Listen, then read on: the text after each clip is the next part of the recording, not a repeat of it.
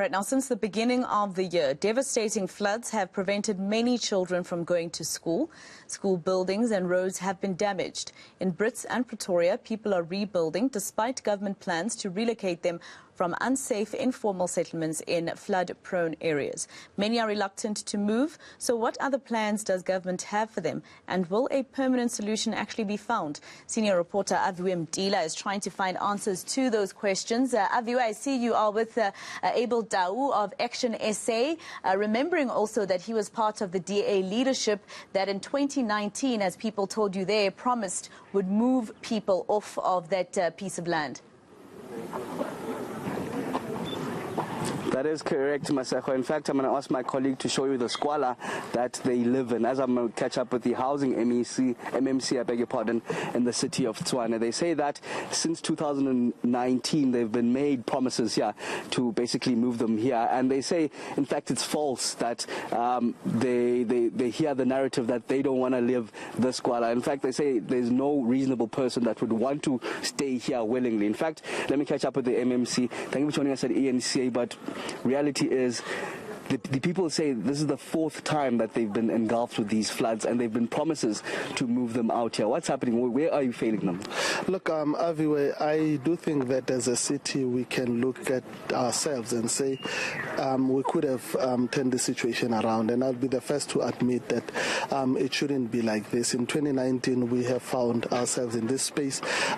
People's shacks were swept away, and we are back where we were in 2019 right now. Now, the long and short of it is that there's been, efforts made both by provincial government as well as ourselves as a city of Tshwane to procure land. I know that by the time of taking over office now, that piece of land that was supposed to house these people, which was earmarked to have 15,000 housing opportunities, that would have taken care of the flood victims in this area and other areas, but also the informal settlements here in Mamelodi.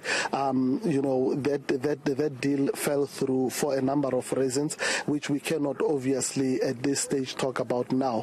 But the reality is we are seized with wanting to find a permanent solution. One of our fixations is to find pieces of land that are owned by the city where we can move these people. My approach has always been that let's have a holistic approach to the city and have a whole view of the city, and not just basing it on viewing this solution to come from this area and this side of the city. And I do think that, like you correctly said, most of the communities we've engaged many times, and they've been reasonable to say they do want to move because they don't want to risk their lives. And therefore, I think we are at a point where finger pointing is not going to assist. We really need to get our act together and hold hands and really resolve this situation now. I'm really curious on those 15,000 houses that were supposed to be built. You say the deal fell through, but maybe more clarity and openness needs to be had with the community as to why that failed, and now they've gotten floods once more. What's going to happen going forward here?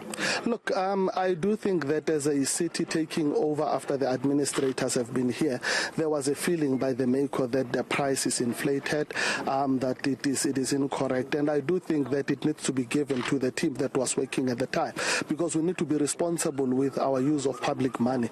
And even in times of emergency, it would be very incorrect, and it wouldn't be with good conscience if we are going to take decisions that we feel that are not correct, that are not cost effective. And for that reason, I do think that there is obviously a dispute when it comes to the issue of that land, in particular the price, and obviously other factors that come in. I mean, the money for rudimentary services. When you remove people and put them somewhere, you need to have money to provide rudimentary services, which is your water and chemical toilets, but also the money to peg and obviously remove them from here to hire your trucks and everything. So there's quite a bit that is involved. But the reality is that all can and should be speedily done to ensure that we don't find ourselves in the situation we are in, because you can never put a price tag to a human life. And I know that there is disputed claims that lives have been lost or a life has been lost in this area, but the reality is we can't expose our people to this kind of conditions further than what they have. I think we should, as leaders, be ashamed of what we are seeing here. And we are saying to our communities, give us an opportunity that we do right by you, because the fact that we have been chosen by you. We have a 5-year term by which we should do more, but it does not have to take 5 years. I can assure these people it is a solution that we'll be bringing forth in the next few months. But let's put a time frame to it. They live in Squala. They're going to sleep in Squala this very moment. They don't have uniforms this very moment.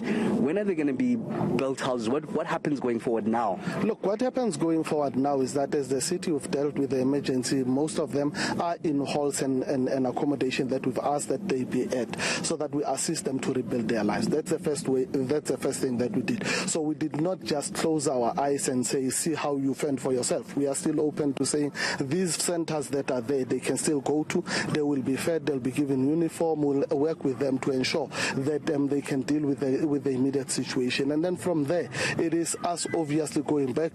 This morning, I was in a piece of land that I was looking at, which we own as the city, and has township established on it. And I'm looking to other solutions. So definitely, I've put my head on the block that by October, everyone would have been gone from these areas, and I can still confirm that. Okay, thank you very much, Abel Dow, giving a confirmation there that by October, these people will be living in better conditions, essentially out of the squalor that they live in now.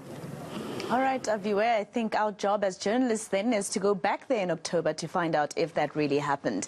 Senior reporter Aviwe Mtila reporting for us there. Let's leave it there for now.